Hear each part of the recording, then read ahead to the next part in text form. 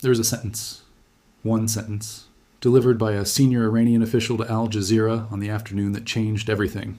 And if you have not read it in full, then you do not yet understand what is actually happening right now.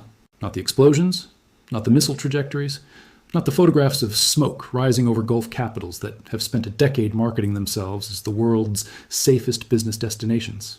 The sentence. Because the sentence is the war. All American and Israeli assets and interests in the region have become legitimate targets. There are no red lines. Everything is possible, including scenarios that were previously unthinkable. Read that again, slowly. No red lines. Everything possible. Scenarios previously unthinkable. This was not a threat issued in the heat of the moment. This was not a negotiating position designed to extract concessions at a future table. This was an operational declaration from a government that had just been bombed.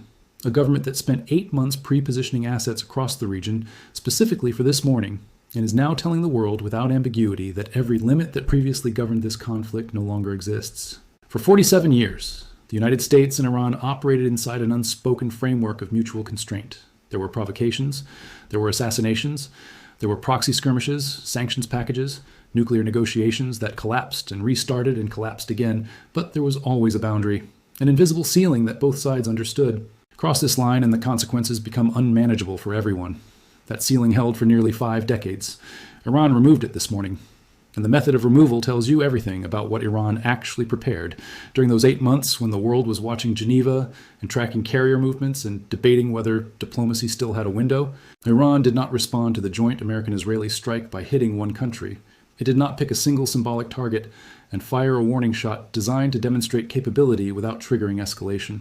It struck 6 countries simultaneously: Bahrain, Kuwait, Qatar, the United Arab Emirates, Jordan, and Israel, with enough missiles, drones, and ballistic projectiles to require the simultaneous activation of air defense systems across every single one of those nations at the same time. Think about the logistics of that for a moment, not the politics, the pure operational logistics. Coordinating a simultaneous multi-vector strike across 6 sovereign nations against hardened military targets while managing interception corridors, timing windows, and second-wave positioning, that is not improvised retaliation. That is a plan that existed before this morning, a plan that was built, rehearsed, and pre-authorized. Iran was not surprised by the American-Israeli attack. The IRGC said so directly. We were not surprised, meaning they knew, and knowing they prepared. And preparing, they waited. And this morning, the wait ended. The Italian foreign minister confirmed significant damage to the runway of Ali al-Salem Air Base in Kuwait. Significant. Not destroyed, not a missed approach. Significantly damaged. That distinction is the most important military fact produced in the first 6 hours of this war, because Ali al-Salem is not just another base. It is the primary airlift hub that the American military has long described as the gateway for delivering combat power to joint and coalition forces across the entire region. Every tanker, every transport aircraft, every combat platform that was scheduled to depart or arrive at Ali al-Salem in the next 24 hours is now grounded or rerouted. American power projection into this theater just lost its primary loading dock. Bahrain confirmed a strike on a service center of the U.S. Fifth Fleet. The Fifth Fleet, the naval force responsible for the entire Gulf region, the Red Sea, and parts of the Indian Ocean, had its service infrastructure struck on the same morning Iran removed every red line from its operational doctrine. These 2 facts together are not a warning. They are the opening moves of something that was designed to continue. The Gulf monarchies understood something was coming. Saudi Arabia, Qatar, Oman, they spent months trying to prevent this exact morning from arriving. The Omani foreign minister flew to Washington on a Friday evening, less than 12 hours before the first bombs fell on Tehran, and sat across from J.D. Vance with one message: give us more time. Let Muscat mediate. A few more days. That meeting ended. The planes took off. And now Oman is the only Gulf state Iran did not strike today.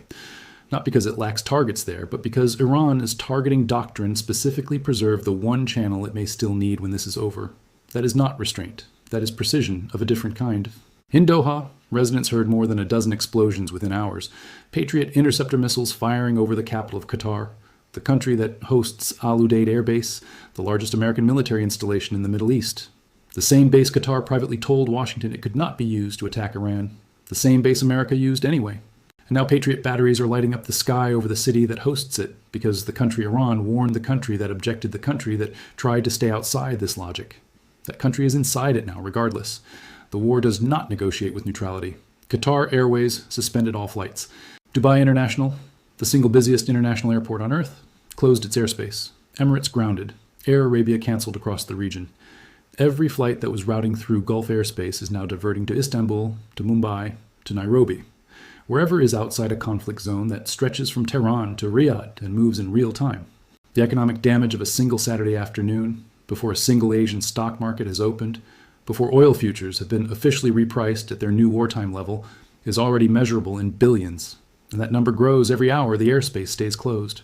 When Tokyo and Hong Kong open on Sunday morning, they will open to a world in which the Gulf's entire aviation corridor has been shut by Iranian missiles.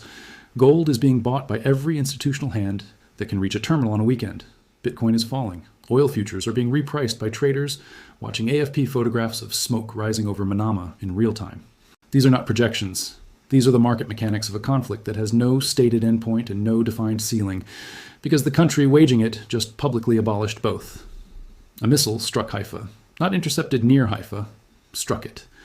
The port city that holds Israel's largest naval base, its primary oil refinery, and the technology corridor, Intel's largest chip design center outside the United States, Microsoft's Israeli R&D headquarters, Google's primary Israeli office. Iran's targeting architecture on the Israeli front was not aimed at empty desert or symbolic perimeter targets. It was aimed at the infrastructure layer, the port, the refinery, the technology economy, in the same city on the same afternoon as strikes landed across 5 Gulf nations simultaneously. Hezbollah has not moved yet. Lebanon's prime minister said his country refuses to be dragged into war. That statement tells you 2 things. Hezbollah is watching, and its threshold, Khamenei's survival, has not been crossed. Khamenei is alive.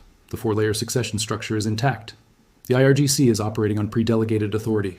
The trigger that would bring Hezbollah fully into this conflict remains unactivated. For now. The Strait of Hormuz, the waterway through which 20% of the world's daily oil supply passes, has not been closed. Iran did not close it in June 2025. It preserved that option deliberately, specifically for a moment larger than June 2025. This is that moment. The order has not come, but the order exists. The IRGC said it plainly, and it deserves to be the last sentence of this video. The operation will continue relentlessly until the enemy is decisively defeated.